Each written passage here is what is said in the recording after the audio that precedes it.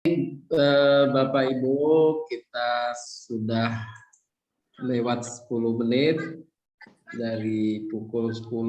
Insyaallah kita akan mulai kajian kita. Bismillahirrahmanirrahim. Sekali lagi saya ucapkan Assalamualaikum warahmatullahi wabarakatuh. Waalaikumsalam warahmatullahi wabarakatuh.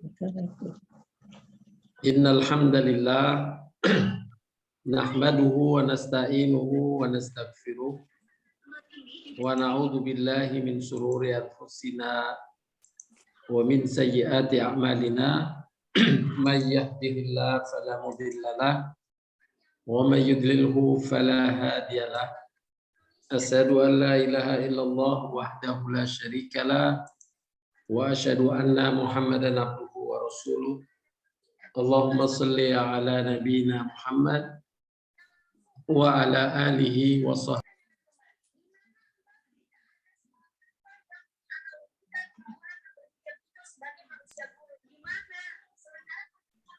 Bapak Ibu sekalian yang dirahmati Allah Subhanahu wa taala.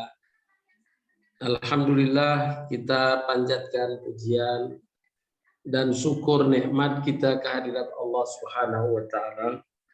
Nikmat sehat, nikmat waktu luang, dan insya Allah nikmat umur. Semoga Allah limpahkan banyak kebaikan kepada kita dan keluarga dengan syukur nikmat yang kita sampaikan kehadirat Allah Subhanahu wa taala. Pada kesempatan kajian mengawali kajian kita sesudah kita lewati Ramadan, di mana kita alhamdulillah diberikan kesempatan oleh Allah SWT beramal kebajikan yang banyak di bulan suci Ramadan kemarin. Pada kajian awal ini mengawali tahun-tahun berikutnya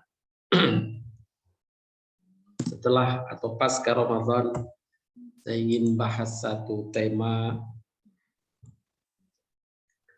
menjaga spirit Ramadan bersama meraih prestasi beramal di waktu berikutnya.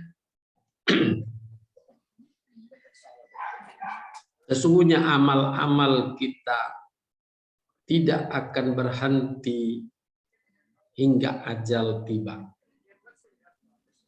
Semoga Allah panjangkan umur kita semuanya dan tetap istiqomah terus melanjutkan amal kebajikan. Dalam hadis yang pernah saya sampaikan mengawali Ramadan yang lalu, dikisahkan dua orang sahabat Nabi Shallallahu Alaihi Wasallam, yang satu dengan yang lainnya berbeda umur 1 tahun. Berbeda umur 1 tahun, tetapi mereka yang meninggal atau yang wafat, yang beda dengan 1 tahun umurnya itu, memasuki surga terlebih dahulu, padahal dibanding dengan saudaranya yang meninggal tahun sebelumnya, saudaranya yang meninggal tahun sebelumnya jauh lebih rajin. Bahkan yang bersangkutan wafat di medan pertempuran, yakni dalam keadaan syahid fisabilillah. Tetapi sahabat yang meninggal lebih akhir itu masuk surga lebih dahulu. Kemudian ada seorang sahabat Talha bin Ubaidillah yang bermimpi terkait dengan sahabatnya ini, disampaikan kepada Nabi. Nabi menyampaikan, apa yang kau herankan? Talha menyampaikan, ya Rasulullah, saya heran. Dia meninggal biasa, amalnya juga tidak rajin-rajin amat, tapi kenapa ia masuk surga lebih dahulu, mengungguli saudaranya atau sahabatnya yang lebih dulu yang meninggal di mati syahid dan sangat rajin dalam beribadah. Kenapa? Oh, Maka Nabi SAW menyampaikan bahwa sesungguhnya bukankah yang meninggal yang masuk surga lebih dahulu itu umurnya lebih panjang 1 tahun. Pasti Mbak. Maka dijawab, benar ya Rasulullah, dia memiliki tambahan umur 1 tahun dibanding saudaranya itu. Maka Nabi menjawab, sesungguhnya kelebihan umur 1 tahun itu yang dengannya dia menjaga sholat 5 waktunya selama setahun dan beramal puasa di bulan Ramadan, maka amal pahala yang Allah berikan lebih unggul terhadap darinya daripada mendapatkan sejauh keunggulan antara bumi dan langit. Itulah pahala besar bagi orang yang istiqomah dengan tambahan umurnya. Mudah-mudahan kita semuanya diberikan karunia panjang umur dalam keadaan sehat walafiat, tetap bisa bersemangat meraih prestasi beramal di waktu-waktu berikutnya. Tidak sekedar di bulan Ramadan kemarin. Kita mengambil semangatnya bulan Ramadan, kita gunakan untuk meraih prestasi amal berikutnya. Bapak Ibu sekalian, pada bulan Ramadan kemarin, kita alhamdulillah mendapatkan kesempatan besar dari Allah Subhanahu wa taala melakukan amal-amal di antaranya puasa, kemudian bangun sahur. Jangan diremehkan, bangun sahur ini pahalanya juga besar. Menjaga sholat fardu, memperbanyak sholat sunnah, bertadarus Al-Quran, mendalami ilmu Islam, banyak zikir istighfar, berbagi dengan sesama, berbagi buka dengan sesama, membantu kerabat yang membutuhkan, sedekah, banyak berbuat kebaikan, bersabar, berkata-kata baik, menahan marah dan tidak bertengkar, berbuka bersama keluarga atau dengan sahabat, serta bertarawih. Amal-amal ini begitu banyak kita kerjakan di bulan Ramadan. Dan memang bulan Ramadan bulan yang penuh berkah. Bulan yang Allah sengaja siapkan agar hamba yang beriman bersemangat melakukan kebaikan. Di satu sisi, makhluk yang Allah Subhanahu wa taala memang jadikan sebagai pengganggu manusia, yaitu syaitan, dalam melakukan kebaikan, dibelenggu di bulan suci Ramadan. Di sisi lain, justru Allah turunkan malaikat memberi semangat hamba yang beriman di bulan Ramadan. Sebagaimana disebutkan dalam hadis Imam Ahmad berikut ini. Bulan Ramadan, bulan di mana pintu-pintu surga dibuka. Pintu neraka ditutup. Setan-setan dibelenggu. Nah, setan ini dalam kehidupan sehari-hari memang mengganggu manusia, menahan manusia untuk berbuat baik. Kalau ada seorang hamba yang ingin berbuat baik, setan masuk menahannya. Jangan, ngapain kamu lakukan itu? Jadi menahan orang berbuat baik. Tapi di bulan Ramadan setan dibelenggu. Kemudian di sisi lain justru Allah turunkan malaikat yang memberi semangat pada setiap hamba yang beriman di bulan Ramadan. Wahai pencari kebaikan, sambutlah. Wahai pencari kebaikan, sambutlah. Setiap hari di bulan Ramadan, malaikat ini kepada setiap individu hamba yang beriman membisikkan semangat untuk berbuat kebajikan. Inilah karunia besar yang Allah karuniakan pada kita hamba yang beriman di bulan suci Ramadan kemarin. Jadi memang bulan Ramadan bulan saling memberi semangat melakukan aktivitas kebaikan. Satu contoh yang sederhana saja, bagaimana kalau di satu rumah kita disuruh bangun sahur sendirian, itu berat rasanya. Tapi anak-anak kita pun ketika diminta bangun sahur, makan sahur, mereka pun ikut bersama-sama bangun di malam hari itu. Kita bisa bayangkan di luar Ramadan untuk kita bangunkan sahur.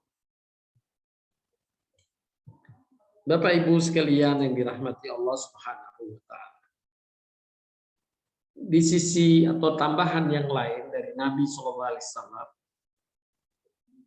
saat kita berpuasa kemarin di bulan Ramadan, dianjurkan untuk berpenampilan yang baik. Tidak mengekspresikan kelesuan di saat kita berpuasa. Dengan jelas Nabi bersabda, memberi nasihat kepada sahabatnya Abdullah bin Mas'ud agar puasa dengan penampilan yang baik dan tidak dengan wajah yang cemberut. Dapat ditangkap dari pesan Nabi SAW ini. Tetaplah kalian bersemangat dengan senang hati beramal, walaupun memang lapar. Jangan menunjukkan kelemahan diri dengan laparnya itu, dengan capeknya itu. Walau lapar, tetap semangat dan bergairah. Hal ini tentu nilai yang Nabi tanamkan dalam kaitan dengan puasa di bulan suci Ramadan. Tapi sesungguhnya makna dari nilai ini harus kita pakai pada setiap waktu, tidak hanya pada bulan Ramadan. Karena amal-amal itu akan dicatat setiap waktu sepanjang umur kita.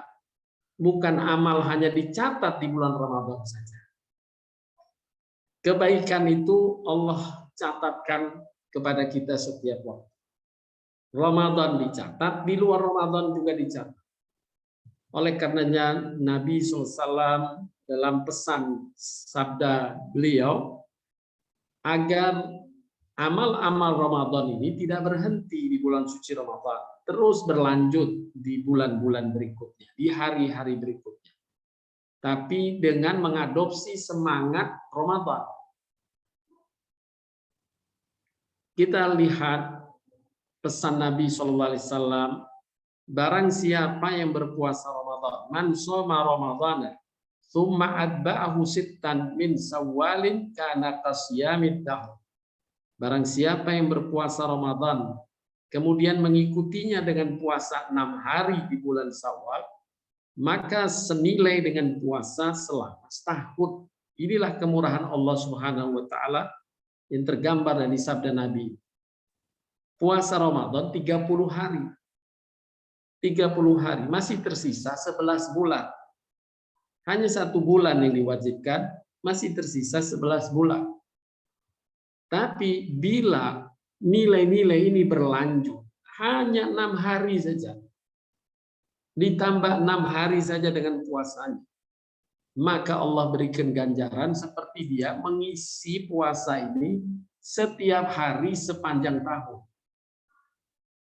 Seperti ia puasa setahun penuh, hanya amalannya puasa Ramadan ditambah. Artinya dikontinyukan, dilanjutkan. Tidak terputus amalan itu hanya di bulan suci Ramadan. Tapi tetap berkelanjutan semangat beramal kebaikan itu dilakukan sesudah Ramadan. Hanya 6 hari Allah karuniakan pahala seperti ia berpuasa 1 tahun. Selanjutnya Bapak Ibu sekalian, sungguh dalam hidup seorang mukmin dituntut untuk berprestasi, untuk beramal, berbuat baik. Dan berbuat baik bagi orang mukmin bukan ala kadarnya. Bukan ala kadarnya. Allah Subhanahu wa taala berfirman dalam surat Al-Mulk ayat kedua, "Alladzi khalaqal mauta wal hayata liyabluwakum ayyukum ahsanu amala.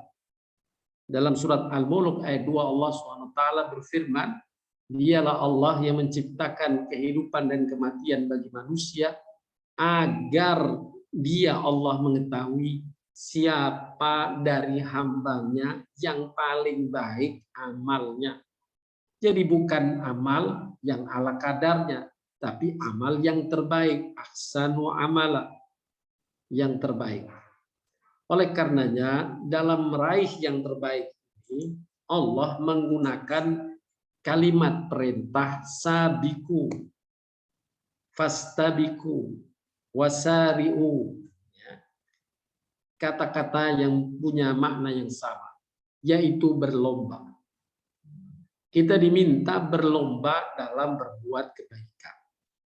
Sabiku ila maghfiratin min rabbikum wa jannatin arduha ka ardis samai wal ardi uiddat lil ladina amanu billahi wa rasulih.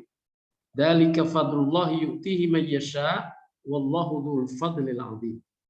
Berlomba-lombalah kamu untuk mendapatkan ampunan dari Tuhanmu dan surga yang luasnya seluas langit dan bumi. Maksudnya berlomba-lomba dengan amal kebajikan agar meraih ampunan. Jadi bukan ala kadarnya kita meraih ampunan Allah. Bukan ala kadarnya kita mendapatkan surganya Allah. Kita diminta bersungguh-sungguh, berlomba. Seperti orang yang melakukan perlombaan, dia ada persiapan diri dan bersungguh-sungguh larinya, bukan ala kadarnya kalau ada lomba lari. Kalimat berlomba ini banyak diungkapkan di dalam Al-Quran. Ketika Allah memerintahkan kita beramal, kalimat pendahulunya menggunakan kata-kata semacam ini, yakni perlombaan. Dalam ayat yang lain, fastabiqul khairat, berlomba-lombalah dalam kebaikan. Dalam ayat lainnya surat Al-Mutaffifin ayat 26, wa fi dzalika falyatanafasil mutanafisun, dan untuk yang demikian itu, yakni meraih surganya Allah, hendaknya orang berlomba-lomba. Jadi bukan ala kadarnya berbuat baik itu, tapi hendaklah mereka berlomba.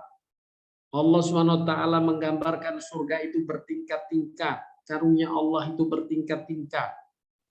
Ya, kalau dalam bahasa manusia ada juara 1, ada juara 2, ada juara 3.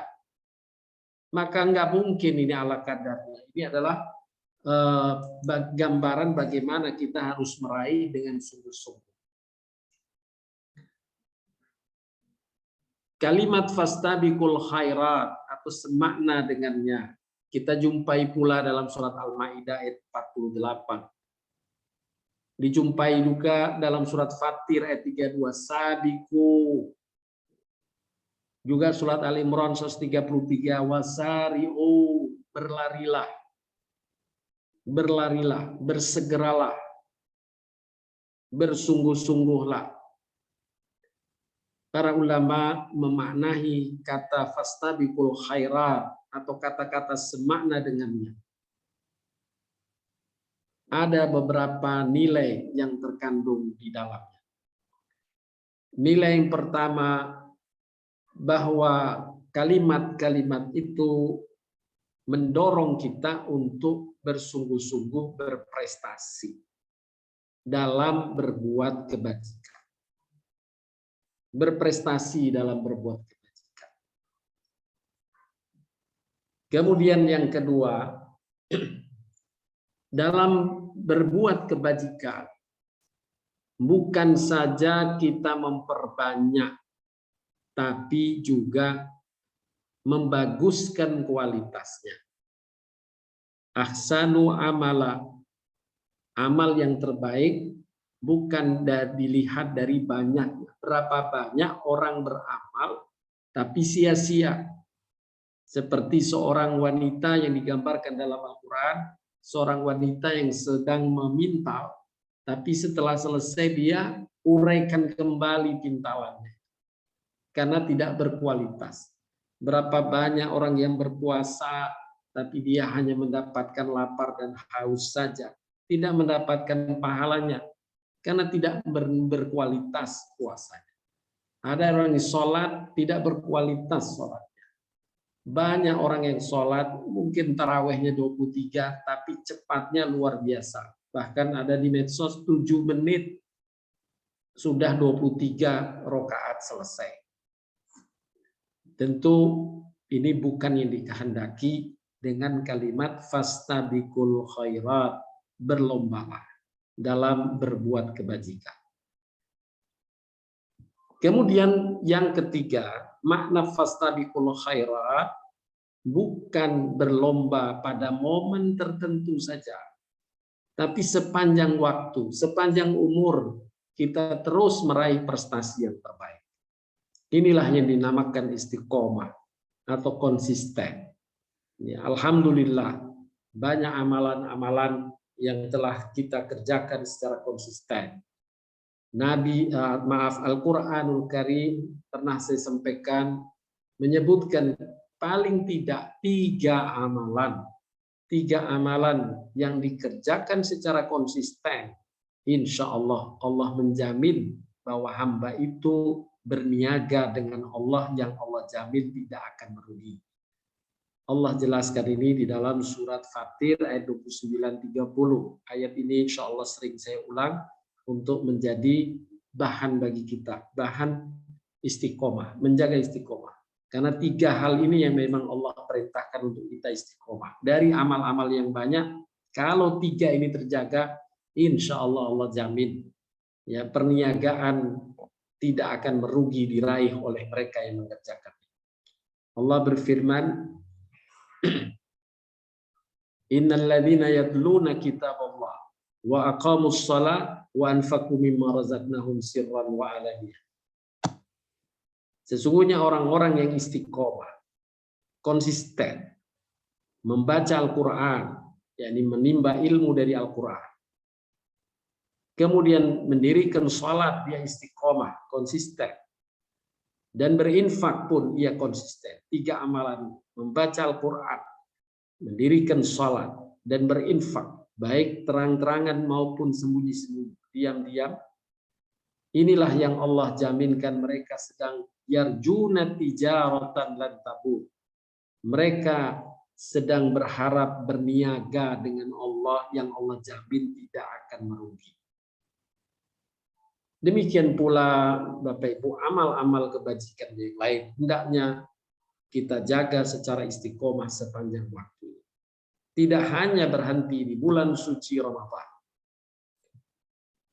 Kemudian yang keempat, kita menangkap dari spirit di bulan suci Ramadan kemarin, kita banyak berbuat baik, harus bekerja sama, bersama-sama, tanpa harus menzalimi orang lain atau menimbulkan hasad sesama manusia.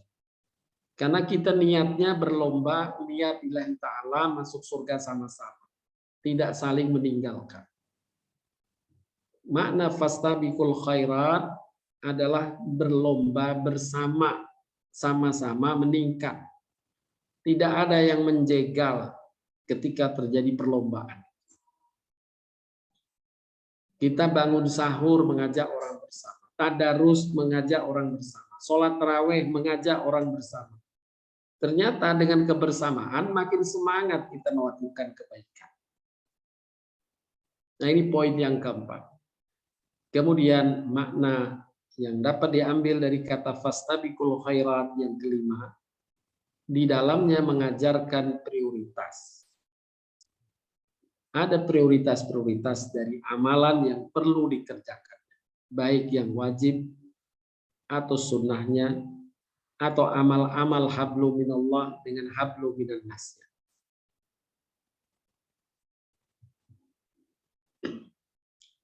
Al-Quran juga dengan kalimat fastabiqul khairat mendorong kita agar meraih prestasi terbaik. Hal ini dapat kita petik dari satu ayat di antaranya surat Fatir ayat 32. Allah SWT berfirman, "Tsumma awrathnal kitaba alladzina astafaina min ibadina faminhum zalimun li nafsihi wa minhum muqtasidun Wa minhum sabiqun bil khairati bi'idznillah. Kemudian kitab Al-Quran itu kami wariskan kepada orang yang kami pilih di antara hamba-hamba kami.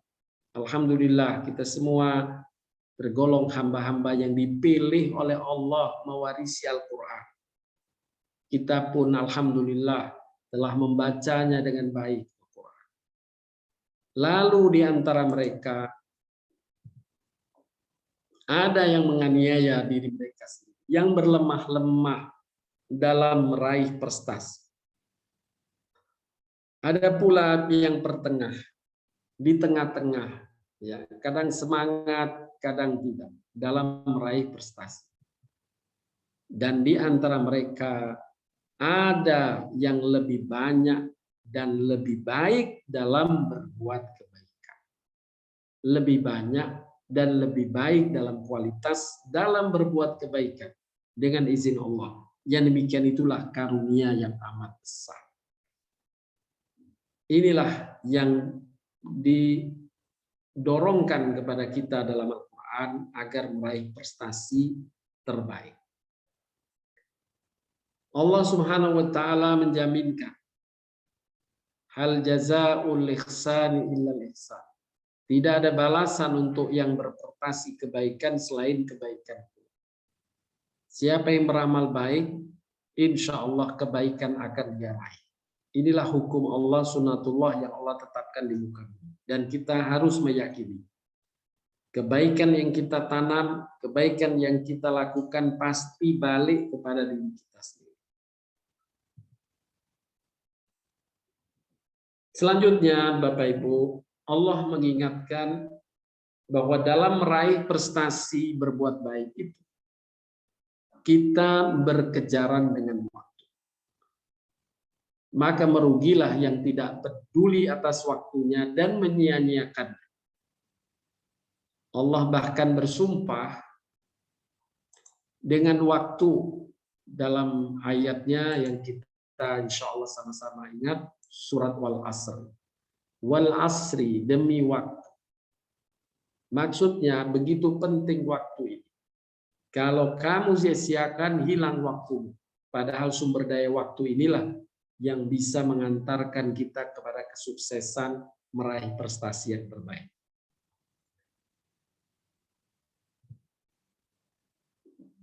Dalam hadis, Nabi SAW juga menekankan bagaimana waktu ini harus seiring dengan amal.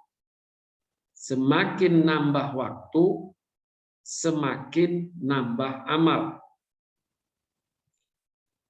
Oleh karenanya, Nabi bersabda ketika ada seorang laki-laki yang bertanya kepada Nabi, "Ya Rasulullah, siapa manusia yang terbaik?"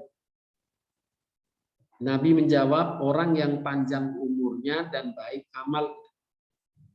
Semakin nambah waktu, semakin nambah umur, akumulasi amal makin bertambah. Tidak makin menurun, tapi makin bertambah. Inilah manusia yang terbaik. Semoga kita semua masuk di dalamnya, menjadi hamba yang terbaik. Umur ditambah, amal juga bertambah.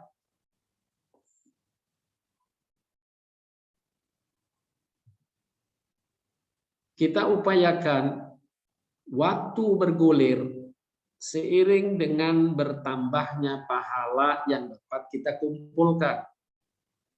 Jangan sampai ada terlewat waktu, pahala kita nggak bertambah. Jangan kau remehkan mengisi waktu dengan tasbih subhanallah walhamdulillah wa la ilaha illallah wallahu akbar. Jangan kau remehkan engkau mengisi waktumu dengan istighfar astaghfirullahaladzim. Jangan kau remehkan engkau mengisi waktumu dengan ucapan alhamdulillah. Jangan kau remehkan engkau mengisi waktu-waktumu hanya dengan membaca salawat. Semua nilai zikir ada nilai di sisi Allah SWT sebagai satu kebaikan. Paling tidak, jangan mengakhiri satu hari di mana jumlah total pahala kita sampai hari itu dibanding dengan jumlah total pahala sampai sehari sebelumnya lebih kecil. Kalau kita merasa ada yang kurang hari itu, khawatir pahala kita tidak bertambah hari itu, maka sebelum tidur hendaklah kita melakukan satu amal kebajikan dengan berzikir, bertasbih, atau membaca satu ayat, beberapa ayat Al-Quran. Semisal ayat kursi. Nabi SAW bersabda, barang siapa yang hari ini lebih baik akumulasi pahala dari hari kemarin, ia beruntung. Barang siapa yang 2 harinya sama, maka ia tertipu. Barang siapa yang hari ini lebih buruk akumulasi pahalanya dari hari kemarin, maka ia celaka.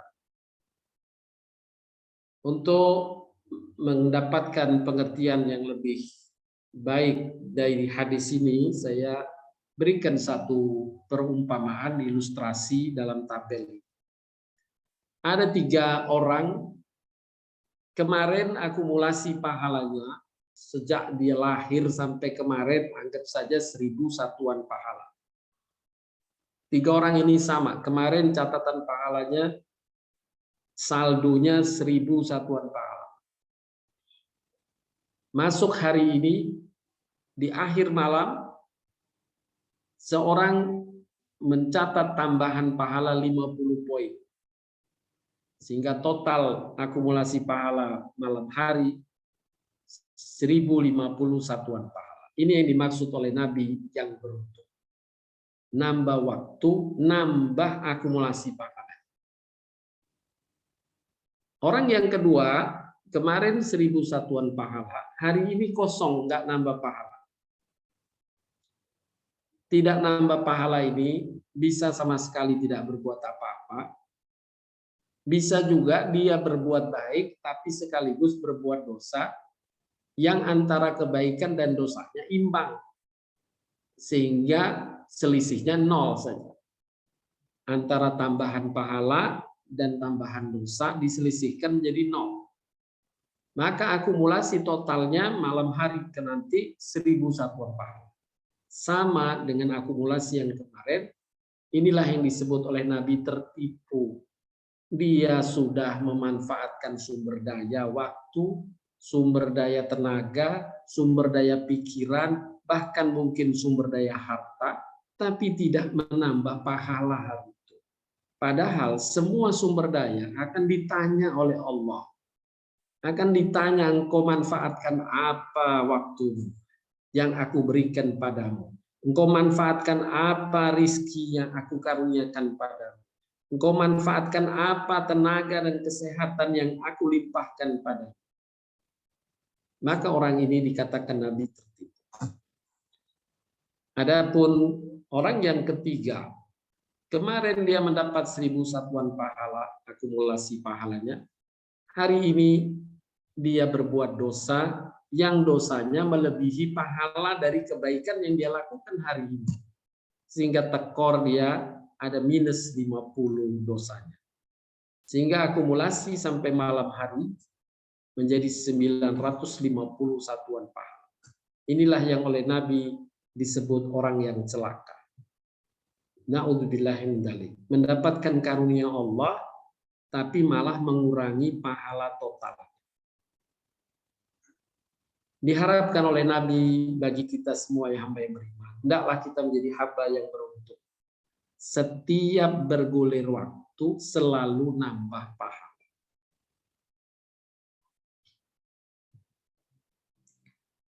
Bapak Ibu sekalian, problem meraih prestasi setelah Ramadan adalah kita di Ramadan sangat semangat untuk apakah itu puasa, apakah itu mengaji, apakah itu bersedekah, berbagi dengan sesama, menahan marah, semuanya semangat kita kerjakan di bulan Ramadan. Dan bulan Ramadan ini adalah bulan training, bulan latihan saja. Karena situasinya dibuat simulasi oleh Allah sedemikian rupa. Syaitan ditahan, dibelenggu, diturunkan malaikat untuk memberi semangat. Setelah Ramadan, syaitan dilepaskan kembali. Malaikatnya memberi semangat berhenti.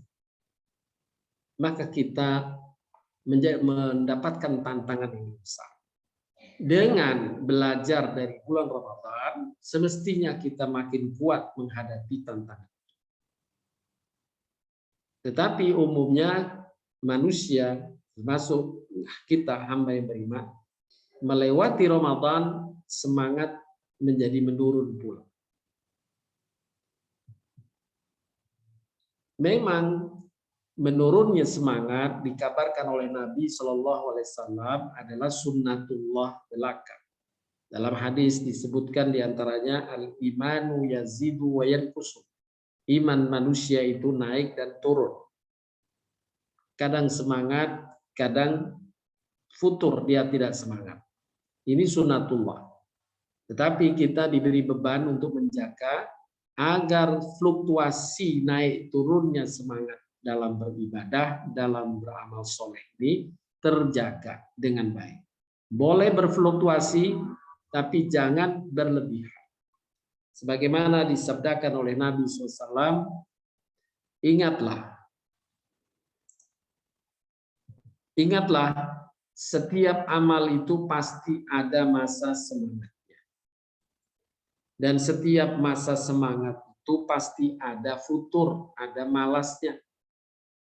Barang siapa yang kemalasannya masih dalam batas petunjuk Nabi, maka dia berada dalam petunjuk. Namun barang siapa yang keluar dari petunjuk itu, sungguh dia telah menyimpang. Yang dimaksud dengan petunjuk Nabi, semisal halnya sholat. Sholat yang semangat, misalnya sholat pada waktunya. Pas azan dia sholat. Kalau tidak lagi tidak semangat, sholat duhurnya mungkin jam 1, jam 2. Lebih jauh tidak semangat lagi, sholat duhurnya baru ingat 2:30. Astagfirullah, belum sholat. Maka selama belum asar dia tegakkan sholat, dia berada dalam batas yang ditoleransi oleh Nabi SAW tentang kemalasannya. Tapi kalau kemudian sudah jam 4 sore diingatkan belum zuhur, lagi malas. Nah, sudah jam 4 sore juga, sudah lewat duhur dia tidak sholat, inilah yang disampaikan, barang siapa yang keluar dari petunjuk, sungguh dia telah lupa. Kemalasannya sudah melampaui batas. Selama belum melampaui batas waktu asar, ia masih ditoleransi tentang ke futurnya itu. Tapi kita terus berupaya agar semangat tetap terjaga. Bapak Ibu sekalian, sebab penurunan prestasi dari aktivitas beramal ada 3 faktornya. Faktor yang pertama adalah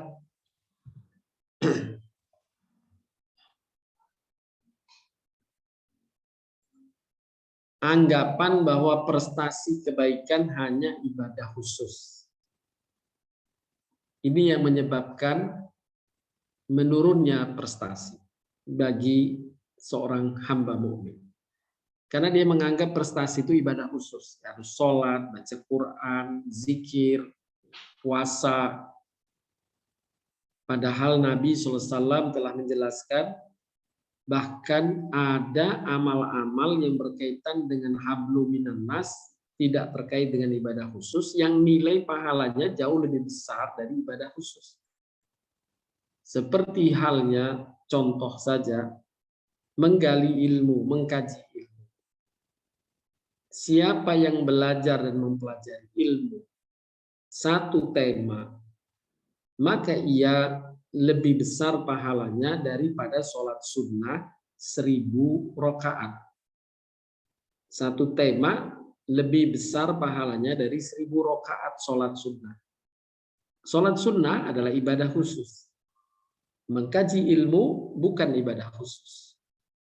nilainya ternyata lebih besar karena dapat mendatangkan manfaat lebih jauh.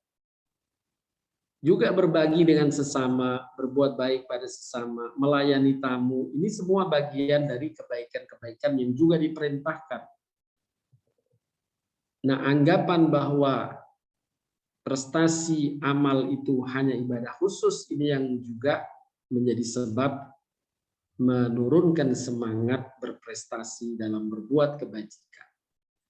Oleh karenanya, resep para ulama-ulama terdahulu, para salafus soleh, jika ia mengetahui ada penurunan dalam beribadah khusus, maka ia memperkaya pada saat itu dengan ibadah-ibadah hablum minan nas untuk menyeimbangkannya.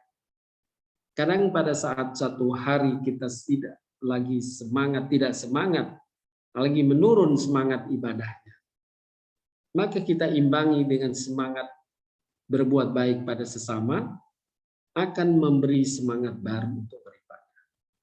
Khairun nas anfa'uhum linnas. Ini juga bagian hal yang penting untuk diingat. Kemudian yang kedua, adanya anggapan bahwa sukses meraih prestasi itu harus sendiri. Ada yang menganggap kalau saya sama orang belah malah nggak semangat. Ini hal yang salah. Padahal di bulan Ramadan nilai yang Allah berikan adalah kebersamaan dalam meraih prestasi. Bagaimana masyarakat bisa menegakkan sholat tarawih berjamaah di masjid karena bersama-sama. Bangun sahur itu semangat karena bersama-sama. Puasa lebih ringan karena bersama-sama. Inilah yang diajarkan pada bulan Ramadan kemarin. Bahwa hendaknya kita menjaga prestasi dengan saling memberi semangat, saling support dengan orang lain untuk bersama-sama kita melakukan kebaikan. Bukan karya kita sendiri, bukan bekerja sendiri. Kita bertadarus misal. Kita bersemangat menjaga tadarus kita karena kebersamaan, saling memberi semangat. Kemudian yang ketiga, faktor yang menyebabkan penurunan prestasi dalam beramal adalah ketidaksabaran dalam meraih prestasi. Allah berulang kali mengingatkan tentang pentingnya sabar ini dalam meraih prestasi. Juara atau para juara, olahragawan misalnya, mereka meraih prestasi, kata kuncinya adalah sabar berlatih, sabar berjuang. Allah mengingatkan dalam surat Az-Zumar pada kita hamba yang beriman. Kul, katakanlah, hei hamba-hambaku yang beriman, bertakwalah kepada Tuhan. Orang-orang yang berbuat baik di dunia akan memperoleh kebaikan. Inilah sunatullah yang Allah tetapkan. Pasti kebaikannya dia raih. Dan bumi Allah itu luas. Bumi Allah luas maknanya adalah kapan saja engkau bisa, di mana saja engkau bisa melakukan amal baik. Sesungguhnya hanya orang yang bersabar yang dicukupkan pahala mereka tanpa batas. Orang yang bersabar inilah tetap berikhtiar, berupaya meraih prestasi terbaik. Itu tiga yang menjadi penghalang. Ketidaksabaran, merasa berjuang sendiri, ya. Ini hal-hal tadi yang disebutkan. Mengurangi prestasi atau ibadah yang diminta itu ibadah khusus. Tidak, ibadah itu hablum minallah, hablum minannas. Dan kita harus berprestasi bersama-sama, dan yang ketiga perlu kesabaran. Adapun berikutnya ada 5 hal agar kita sukses dalam meraih prestasi ini. Yang pertama, meyakini bahwa prestasimu melahirkan prestasi yang baru lagi untuk. Inilah sunnatullah yang Allah kabarkan di dalam Al-Quran. Wa yazidullahu alladhina ihtada hudan wal baqiyatus salihatu khairun inda rabbika thawaban wa khairun maradda. Dan Allah akan menambah petunjuk kepada hambanya yang mendapat petunjuk. Jadi orang yang mendapat petunjuk, dia terima petunjuk itu, Allah akan tambah lagi. Sama seperti orang yang mendapatkan rizki, diberikan oleh Allah rizki, dia manfaatkan rizki itu dengan baik, Allah akan tambah lagi rizki. Siapa yang meraih prestasi, Allah akan beri kesempatan padanya meraih prestasi yang lebih tinggi. Seorang bisa menempuh atau meraih ijazah SMP setelah meraih ijazah SD. Dia setelah meraih ijazah SMP, dia akan meraih lagi ijazah SMA. Itulah jenjang prestasi. Prestasimu melahirkan prestasi yang baru lagi. Dalam tafsir Al-Quran, Ibnu Katsir menyebutkan apabila suatu prestasi dicapai, maka Allah akan mudahkan bagi hamba itu mencapai prestasi berikutnya. Jadi jangan kemudian berpikir prestasi yang besar sebelum meraih prestasi yang ringan. Majulah dulu pada prestasi yang ringan, insya Allah Allah mudahkan untuk meraih prestasi yang lebih besar. Masih dalam kitab Ibnu Katsir disebutkan di antara balasan kebaikan adalah kebaikan selanjutnya. Dan di antara balasan keburukan adalah kejelekan atau keburukan selanjutnya. Inilah yang oleh Imam Ibnu Rajab disebut dengan lorong kebaikan. Lorong kebaikan. Kalau orang sudah disibukkan dengan berbuat baik, maka Allah akan berikan kesempatan lagi berbuat baik pada. Diberikan kesempatan, dibuka lagi pintu berbuat baik lagi, dibuka lagi pintu yang lain berbuat baik. Terus menerus dia akan berkesinambungan melakukan kebaikan. Inilah lorong kebaikan. Oleh karenanya jangan menyia-nyiakan kesempatan berbuat baik. Ini kunci pertama. Jangan menyia-nyiakan melakukan kebaikan walau sedikit. Insya Allah Allah bukakan peluang kita berbuat baik di tahapan berikutnya. Kemudian yang kedua, pintu prestasi dibuka dengan ilmu. Jika ilmu tidak dibuka, prestasi pun akan tertutup. Allah berfirman, yu'til hikmata may yasha. Wa may yu'tal hikmata faqad utiya khairan katsiran. Wa may yadhakkaru illa ulul albab. Allah memberikan ilmu kepada siapa yang dikehendaki. Dan barang siapa yang diberikan ilmu, sungguh telah diberikan kebajikan yang banyak. Pintu-pintu kebajikan itu ada dindingnya. Dindingnya ini pintu. Pintu ini adalah ilmu. Siapa yang dibukakan ilmu, dia akan mudah meraih kebajikan yang lebih besar. Oleh karenanya, jangan berputus asa dan jangan meremehkan ilmu. Allah Subhanahu wa taala menjadikan ilmu bagian dari karunia yang besar dan menjadikan hamba memiliki derajat tinggi di sisi Allah karena ilmu ini di samping imannya.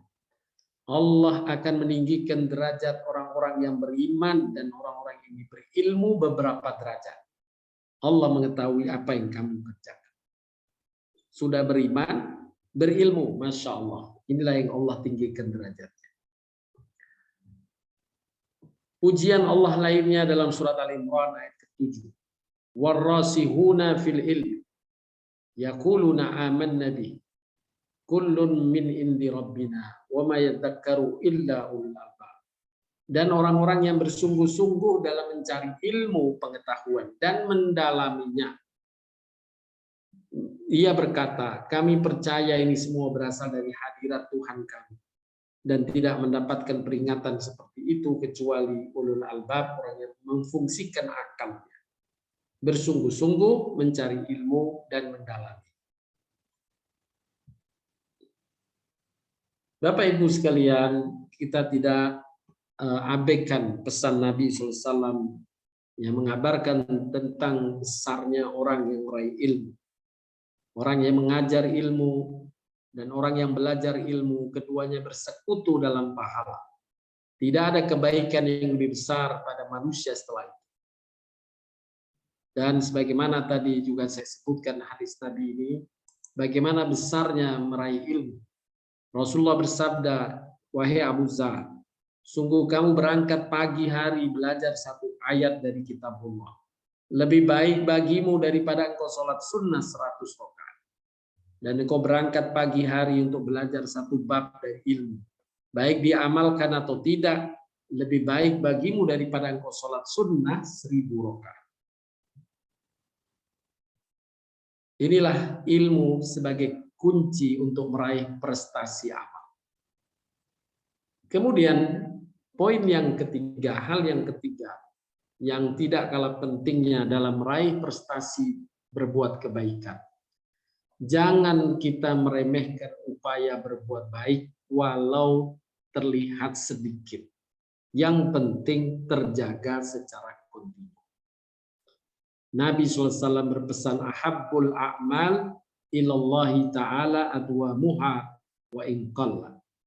Amalan yang paling dicintai Allah adalah amalan yang kontinu walaupun sedikit. Jadi kalau kita sudah meraih bisa berbuat kebaikan dengan ilmu yang kita dapat, lakukan kebaikan walau sedikit, tapi kita jaga secara kontinu, maka yang pertama tadi, Allah akan bukakan kesempatan berbuat baik berikutnya. Allah akan bukakan kesempatan berbuat baik berikutnya. Kemudian kita lakukan, Allah tambah lagi kesempatan. Dari yang sedikit lama-lama menjadi bukit. Kemudian hal yang keempat adalah silaturahim saling mendukung satu sama lain. Silaturahim merupakan kekuatan untuk berkolaborasi, bekerja sama, saling support, saling mengisi kekurangan. Hal ini menjadi sebab datangnya rahmat Allah dan pertolongan Allah Subhanahu wa taala dalam kita meraih prestasi kebaikan. Silaturahim mendatangkan kebaikan baik bagi individu maupun kebaikan bersama sebagai satu komunitas atau kelompok. Silaturahim bukan sekedar saling senyum dan jabat tangan saja. Apalagi cuma di acara halal bihalal. Setelah jabat tangan, senyum selesai, besok dengki lagi, besok hasad lagi, besok saling sikut lagi. Itu tidak bermakna silaturahim. Hakikat silaturahim adalah saling support. Allah Subhanahu wa taala mengingatkan bahwa hubungan baik dengan sesama adalah nikmat besar dari Allah. Dan hubungan baik ini adalah saling support. Allah berfirman, "Wadhkuru ni'matallahi 'alaikum id kuntum a'da'an fa'alafa baina qulubikum fa'asbahtum bi ni'matihi ikhwana." Ingatlah akan nikmat Allah pada. Ketika kalian dahulu belum kenal mengenal, bahkan mungkin berseteru. Lalu Allah mempersatukan hatimu sehingga dengan karunia-Nya itu, yakni engkau dipersaudarakan, dipertemukan hatimu, saling memahami. Kamu menjadi bersaudara, kamu menjadi bersahabat. Ini karunia Allah. Ingatlah karunia Allah ini. Wujudkan dalam bentuk syukur. Bagaimana syukur terhadap nikmat besar ini adalah saling support, menjaga silaturahim. Inti dari silaturahim adalah saling support. Menjaga persahabatan itu saling support. Bukan sekedar tadi jabat tangan di waktu halal bihalal, saling senyum, selesai, tinggal kemudian makan-makan. Allah SWT mengguide, memberi petunjuk kepada kita. Hakikat sesungguhnya dari silaturahim adalah pada ayat Al-Maidah ayat 2. Wa ta'awanu 'alal birri wat taqwa. Wa la ta'awanu 'alal ismi wal udwan. Wattaqullah innallaha syadidul iqab. Tolong menolonglah kamu dalam mengerjakan kebajikan dan takwa.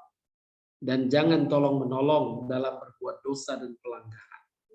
Inilah hakikat wujud silaturahim. Bagaimana di bulan Ramadan kita saling support mengerjakan kebaikan, itulah makna hakikat silaturahim.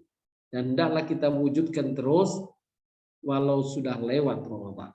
Kerjasama saling support dalam kebaikan terus terwujud.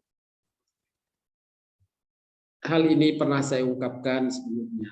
Bagaimana di penelitian-penelitian umum telah ditemukan pula bahwa hubungan baik dengan sesama, hubungan baik dengan teman, hubungan baik dengan saudara menghasilkan kebaikan pula.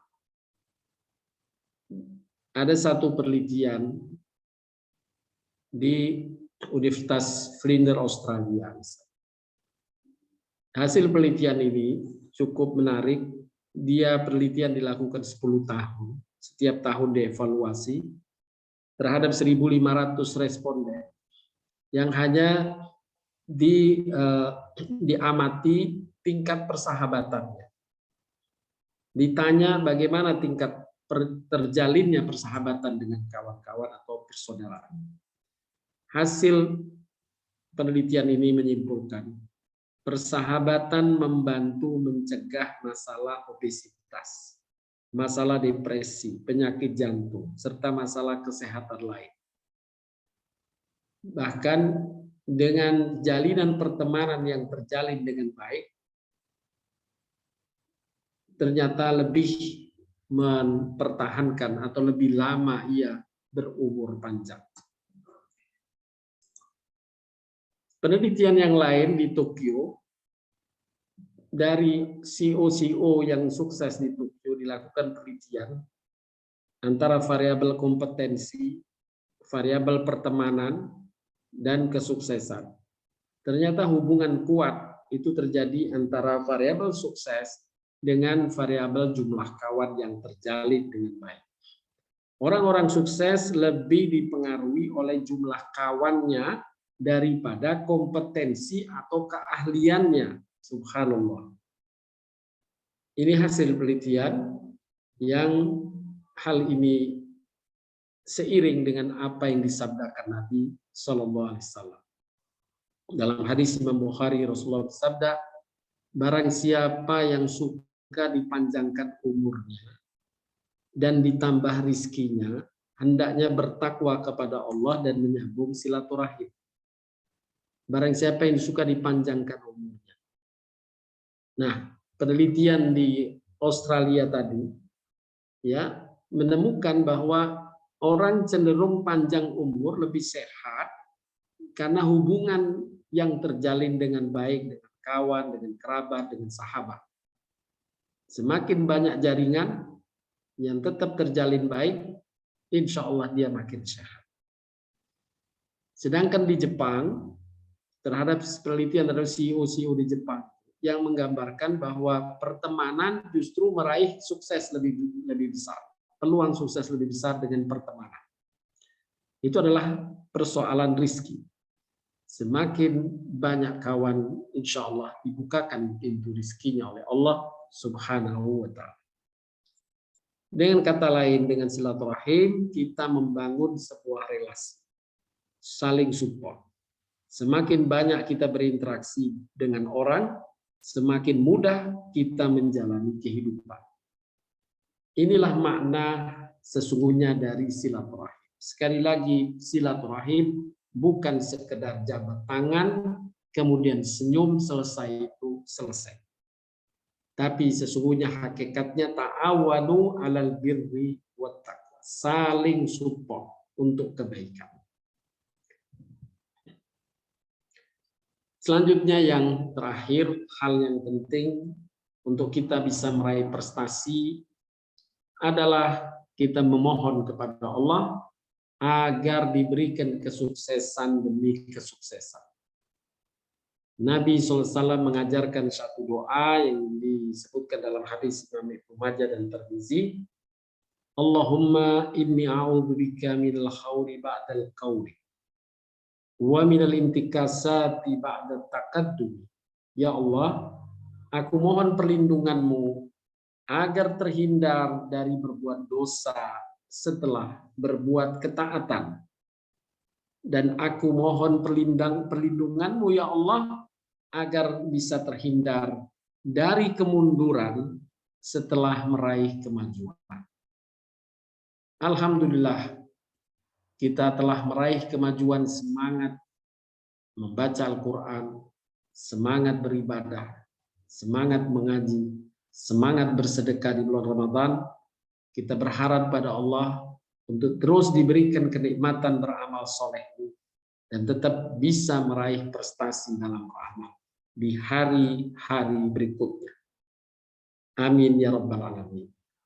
Inilah Bapak Ibu sekalian yang dapat disampaikan, mudah-mudahan bermanfaat pada kajian pagi hari ini dalam menyemangati diri kita semuanya untuk sama-sama terus menjaga spirit semangat Ramadan untuk kita jadikan semangat pada hari-hari pasca Ramadan.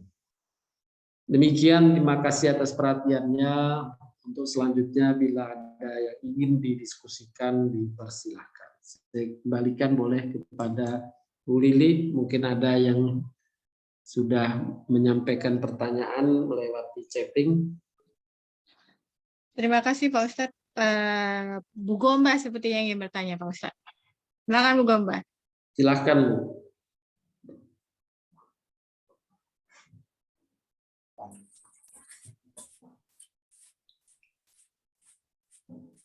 Oh, nggak mau keluar nggak ya? Assalamualaikum warahmatullahi wabarakatuh. Waalaikumsalam warahmatullahi wabarakatuh. Silakan Bu Gomba. Ini untuk pertemuan pertama kali kepada saudara-saudaraku dari Tayyibatora. Taqabbalallahu minna wa minkum. Mohon maaf lahir batin dan tentu tidak habisnya terima kasih kepada Tayyibatora yang selalu mengajak kami dari Al-Fat untuk mengikuti kajian Ustadz Farhad. Mudah-mudahan sehat terus ya Ustadz. Amin. Masih kedengaran sedikit batuk, itu oleh-oleh dari Mekah ya Ustadz? Iya Bu, betul. Aku gemes kalau dengar ini, apa namanya, kajian Ustadz yang tentang ini. Udah berkali-kali dijelaskan, kayaknya udah tahu, tapi setiap ada apa pengajuan, wah terus meneh ya. Pikirannya tuh terus kayaknya pertanyaan jadi banyak banget. Mohon maaf Ustaz. Nah, silakan. Ya, jadi begini. Aku itu untuk meraih pahala kita selalu bukan bergantung tapi mengusahakan dalam ilmu. Tapi apakah Ustadz merasakan bahwa ya kadang-kadang orang-orang itu dan juga saya kita bersembunyi di balik sunatullah Ustadz. Ya sunatullah kamu boleh, kamu kecewa begini. Loh ya jangan begitu, maksud saya begitu loh. Terus ngapain kita berilmu-ilmu puluhan tahun, tapi kita tahu bersembunyi di belakang sunatullah. Nah, terus bagaimana? Kecewa, sedih, was-was, ragu-ragu masa depan. Apakah itu kelakuan yang menimbulkan tipu itu, Ustaz? Apakah dia termasuk yang kedua, yang tertipu? Karena toh juga sudah takut. Padahal kita sudah menuntut ilmu. Dan Ustaz pasti sudah tahu maksud saya, pertanyaannya kemana. Kadang-kadang susah diceritakan, tapi kok kayaknya kita selalu kalau Ustaz bilang, iya karena ya itu sunatullah manusia. Loh gimana caranya, sudah berilmu kok kita bersembunyi lagi di belakang sunatullah, gitu loh Ustaz. Iya. Baik, makasih. Terima kasih. Ya. Ustaz, maksudnya aku tahu. Insya Allah ya. Iya. Ya. Ya. Ya. Sebagaimana tadi saya berikan satu ilustrasi dari hadis Nabi tentang dua orang yang bersaudara. Yang satu semangat, rajin, sedangkan yang satu sebenarnya biasa-biasa saja. Tetapi yang biasa-biasa saja ini, dia amalnya sedikit, istiqomah. Makanya Nabi tadi menyebutkan, dia masuk surga lebih dahulu, itu wajar. Sahabat Thalha bin Ubaidillah bertanya, bagaimana wajarnya Rasulullah, sedangkan yang satu rajin loh, mati syahid lagi. Nah, Nabi menjelaskan, bukankah dia ada tambahan umur 1 tahun? Ya, kan dia istiqomah menjaga hal-hal yang pokoknya, yaitu sholatnya dia jaga, puasa Ramadan dia jaga. Engkau tidak mengetahui amal-amal lainnya. Ya, amal-amal lainnya pasti banyak yang dilakukannya secara istiqomah. Gitu. Ada orang yang punya amalan yang amalannya itu terlihat mercusuar, terlihat. Ada orang lain amalannya itu tersembunyi. Makanya tadi pesan dari beberapa ulama tadi yang saya sebutkan, jangan engkau remehkan waktumu hanya untuk berzikir. Kita di mobil, mungkin perjalanan dari rumah ke kantor atau dari rumah ke tempat tertentu, mulai setengah jam, 1 jam. Kita zikir aja di situ. Kan tidak mercusuar, orang nggak tahu amalan kita. Tapi di sisi Allah pasti tercatat bahwa setiap waktu kita telah menorehkan pahala. Nah, itulah akumulasi pahala itu yang Nabi SAW sampaikan. Itulah hamba yang beruntung, istiqomah. Ya, ke istiqomah walaupun kecil tadi. Nah, sering kita menganggap prestasi itu dengan prestasi tadi yang pertama. Dan 3 hal tadi yang menjadi sebab penurunan prestasi karena anggapan yang salah. Anggapan pertama, prestasi amal ibadah itu ibadah khusus. Saya sholatnya ini kok masih lemah ya. Padahal prestasi amal ibadah itu justru khairun nas anfa'uhum linnas, lebih besar nilainya. Tadi mengkaji Al-Quran 1 ayat saja sama seperti sholat sunnah 100 rakaat. Kalau kita 1 tema kajian, nilai pahalanya lebih besar dari 1000 rakaat sholat sunnah. Bayangkan amal-amal kebajikan yang lain. Seperti pernah sebelumnya di saat Ramadan kemarin saya sampaikan, ya Allah memberikan 1 pahala besar kepada seorang hamba. Dalam sebuah riwayat hadis disebutkan, si hamba itu kaget, apa ini pahala besar?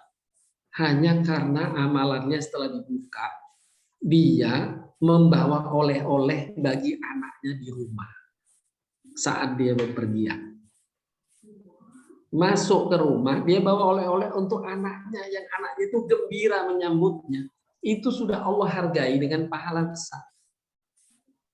Nah, inilah di antara amal-amal kebaikan, jangan dipersepsikan sekedar dengan ibadah-ibadah khusus.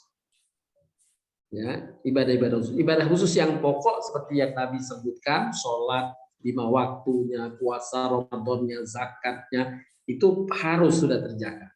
Tinggal kita perkaya dengan ibadah-ibadah lain.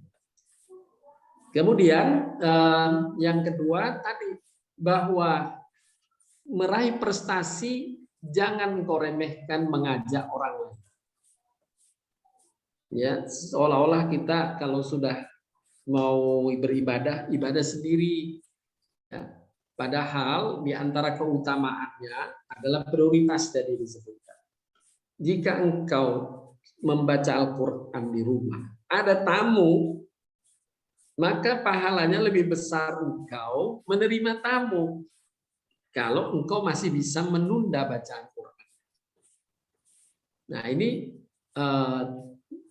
tidak boleh kita dan ngomong aja saya masih ngaji, baru semangat ngaji, tamu. Nah, kadang kita menyepelekan itu kebersamaan dengan sesama. Kemudian yang ketiga, memang diperlukan kesabaran. Ya, insya Allah kita semua ngaji yang istiqomah ini butuh kesabaran luar biasa. Dan mudah-mudahan Allah beri ganjaran yang besar untuk kita menanam kebaikan-kebaikan. Jadi memang tidak dibolehkan kita berkhelah dengan sunatullah. Ya, tapi tidak boleh kita menghukumi orang lain ketika amal-amal orang itu tidak muncul di tengah permukaan. Karena tidak ada yang tahu tentang amal-amal setiap individu. Ya, ada yang orang beramal dikira nggak ada seperti tadi. Ya, ada bahkan Nabi menyampaikan ada seorang yang dapat pahala besar hanya memberi makan, bahkan secara ekstrim memberi minum seekor anjing. Itu variasi amal yang sangat luas dalam Islam. Begitu Bu Gomba. Ya, jadi itu sudah jelas berarti orang itu memang melakukan amal yang benar. Ya. Ya. Tapi adakah ilmu implementasi Ustadz? Karena meskipun sunatullah yang namanya kecewa atau takut masa depan itu termasuk tertipu enggak Ustadz? Jadi apakah itu termasuk suatu perbuatan yang mengurangi amal kita pada hari ini? Kemarin udah baik, angkanya udah 100. Terus hari ini ada suatu hal yang membuat tiba-tiba kita ketakutan atau ya pokoknya ada shock gitu. Ya. Apakah itu suatu ketertipuan Ustadz? Baik, ya.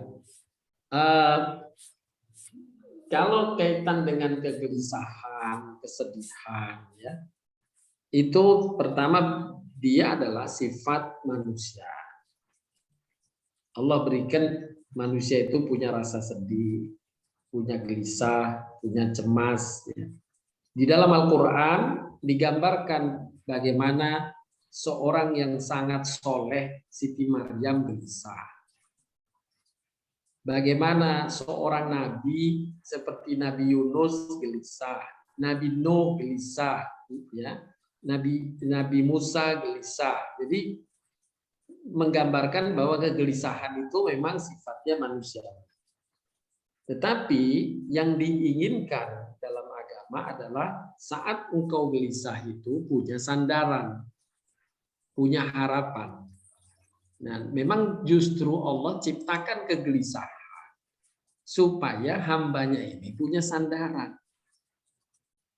Kalau dia saat gelisah menyandarkan diri kepada Allah, ingat pikirannya kepada Allah, ya Allah ampunilah saya, itu yang mendatangkan kecintaan Allah padanya.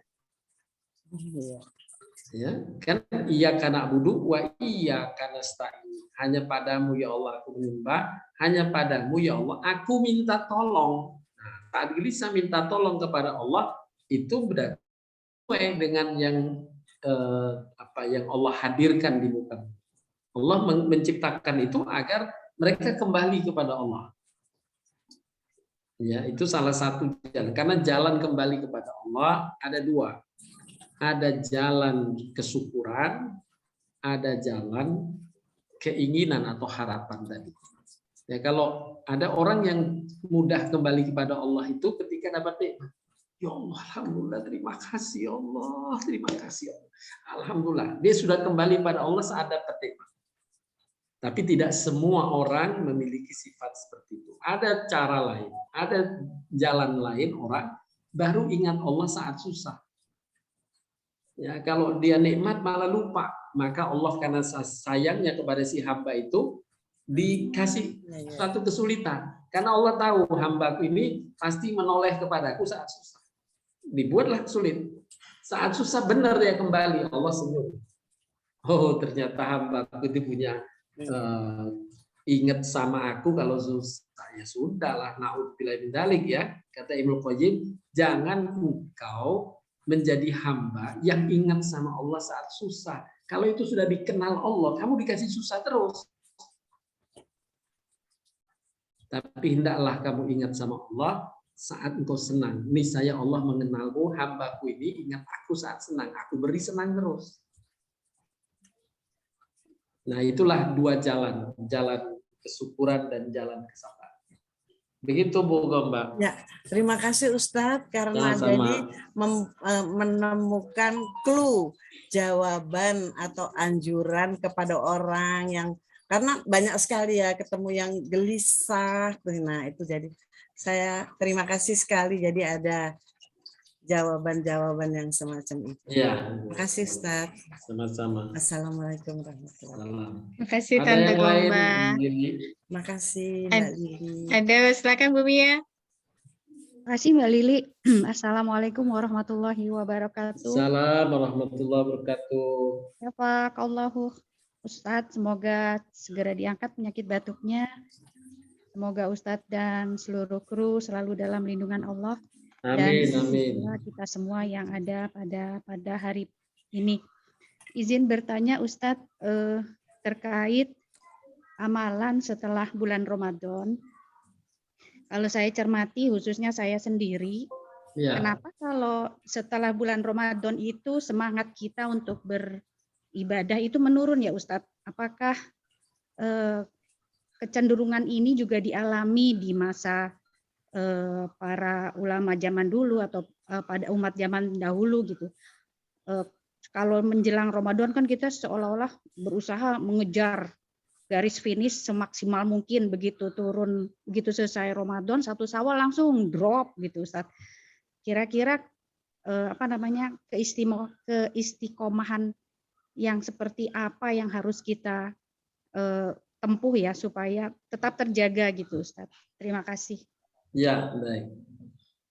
Ya, itulah tadi yang sempat saya singgung adalah persoalan yang kita jumpai atau dijumpai oleh kaum muslimin adalah penurunan kualitas prestasi di bulan Ramadan dengan sesudah Ramadan itu bisa langsung jomplang. Nah, ini yang harus diperbaiki. Artinya penurunan itu memang di bulan Ramadan adalah bulan spesial untuk orang berprestasi. Kenapa? Karena ada 2 hal tadi disebutkan dalam hadis. Yang pertama, pengganggunya Allah stop. Allah belenggu. Setan yang kalau kita mau beramal, setan datang. Ngapain kamu lakukan ini? Ngapain itu dicegah terus? Itu nggak ada di bulan Ramadan. Sehingga lebih ringan kita, nggak ada gangguan. Di sisi lain justru Allah juga kirimkan malaikat di bulan Ramadan secara khusus yang memberi semangat. Jadi ya optimal sekali kalau kita beramal kebajikan di bulan Ramadan. Itu satu yang wajar. Hanya pesan para ulama, ya, pesan Nabi SAW juga, jangan engkau jatuhkan prestasi ini menjadi apa yang jauh rendah. Tapi kalau terjadi penurunan itu satu yang wajar. Makanya Nabi SAW dalam hadis tadi yang saya sedukil, siapa yang berpuasa di bulan Ramadan 1 bulan, kemudian dia tambah 6 hari di bulan Syawal, 6 hari saja di bulan Syawal, Allah sudah menganggapnya dia puasa sepanjang hari dalam 1 tahun. Nah, ini maknanya apa? Allah masih toleransi penurunan, tapi keistiqomahan hendaklah dijaga. Kalau keistiqomahan itu tetap terjaga, walaupun kadarnya lebih lemah dari yang dikerjakan di bulan Ramadan, Allah hargai seperti engkau berpuasa 1 tahun. Walaupun cuma 6 hari, di bulan Ramadan 30 hari. Puasa nambah 6 hari, tapi Allah hargainya 1 tahun. Nah inilah, jadi kalau penurunan kadar dari amalan di luar Ramadan, itu suatu yang wajar. Ya. Para ulama bersepakat juga di masa-masa lalu, optimalisasi amal itu di bulan Ramadan. Tetapi berikutnya tidak menurunkan kadar itu drastis. Hendaklah dia jaga keistiqomahannya. Amal-amal yang sudah dikerjakan di bulan Ramadan dijaga, seperti tadi puasa ya kita coba jaga, tapi tidak harus puasa setiap hari dengan amal-amalan Senin Kamis kah, puasa Bid kah, ya. Kemudian tadarus Al-Quran kita baca di bulan Ramadan, alhamdulillah sekian khatam misalnya, maka di bulan lain tetap istiqomah baca Al-Quran walaupun tidak memiliki target hatam yang seperti di bulan Ramadan, tapi istiqomah. Sedekah di bulan Ramadan yang banyak mungkin dikeluarkan, di bulan lain tetap terjaga sedekahnya walaupun tidak sekadar level pada bulan suci Ramadan. Begitu Bu Mia. Bu Mia. Jadi yang terberat adalah mempertahankan istiqomah ya Ustadz ya? Betul ya, bukan kadarnya yang harus dibandingkan dengan Ramadan. Iya. Kalau membandingkan kadar Ramadan berat, bagaimana di Ramadan orang setiap malam sholat tarawih, sholat malam kan? Iya. Nah itu memang berat, tapi istiqomahnya itu. Makanya Nabi membuat bandingan puasa 1 bulan penuh hanya nambah 6 hari. Itu pahalanya seperti dia puasa setahun. Ya baik Ustadz, jazakallahu khairan katsiran. Sama-sama Bu Mia. Terima kasih Mbak Lili. Terima kasih Bu Mia. Silakan ibu-ibu yang lain, masih ada 1 kesempatan.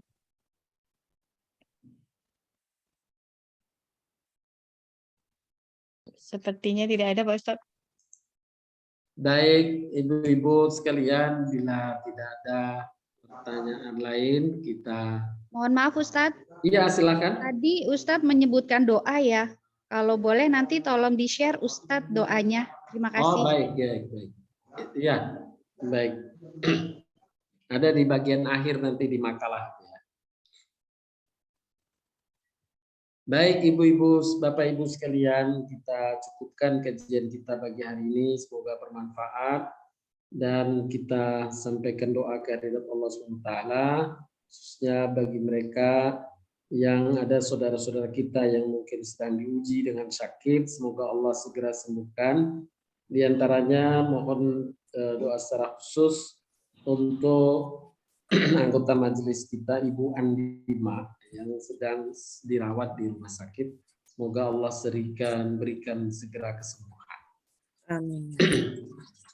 Dan juga Bapak Ibu lainnya yang mungkin mendapatkan karunia, semoga Allah tambah karunia-Nya, dan apabila diuji dengan ujian, semoga Allah cabut segera ujian.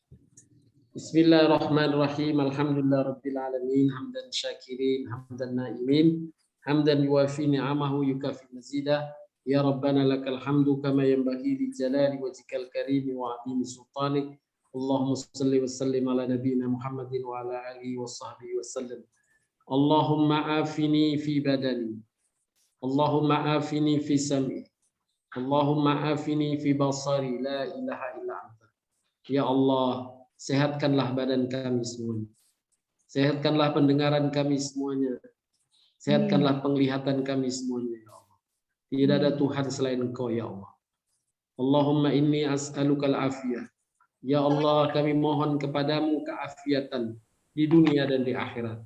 Ya Allah, kami mohon kepadamu kemaafan. Ya Allah, kami mohon kepadamu kesehatan dalam agama kami, dalam kehidupan dunia kami, dalam kehidupan keluarga kami, dan dalam harta benda kami, ya Allah. Allahumma aftah alaina abwabal khair. Ya Allah, bukakanlah atas kami pintu kebaikan. Bukakanlah atas kami pintu keberkahan. Bukakanlah atas kami, ya Allah, pintu kenikmatan. Bukakanlah atas kami, ya Allah, pintu kekuatan dan kesehatan. Bukakanlah atas kami, ya Allah, pintu keselamatan. Ya Allah, bukakanlah untuk kami pintu-pintu prestasi kebaikan, ya Allah. Ya Rahmanu, ya Rahim. Allahumma barik lana wa ahlina wa auladina. Wa malina wa rizkina wa umrina wa amrina ya karim ya arhamar rahim. Ya Allah, berkahilah hidup kami semua. Berkahilah hidup keluarga kami semua. Berkahilah hidup anak-anak dan cucu kami semua, ya Allah. Berkahilah harta-harta kami semua, ya Allah. Berkahilah kesehatan kami semua, ya Allah. Berkahilah waktu-waktu kami semua, ya Allah. Berkahilah aktivitas-aktivitas kami semua, ya Allah. Allahumma ya hayyu ya qayyum bi rahmatika nastaghits. Allahumma yassir wa la tu'assir. Allahumma ihtim bil khair. Allahumma yassir wa la tu'assir. Allahumma ihtim bil khair. Allahumma inni a'udzubika minal khairi ba'dal khair wa minal intikasati ba'dal taqaddum. Ya Allah, kami mohon perlindungan darimu ya Allah, agar kami terhindar dari kesalahan setelah berbuat dalam kebenaran. Ya Allah, kami mohon perlindunganmu ya Allah, agar kami terhindar dari kemunduran setelah meraih kemajuan. Amin. Rabbana atina fid dunya hasanah wa fil akhirati hasanah wa qina adzabannar. Wa sallallahu ala nabiyyina Muhammadin nabiyil ummi wa ala alihi wasallam. Walhamdulillahi rabbil alamin. Assalamualaikum warahmatullahi wabarakatuh. Waalaikumsalam.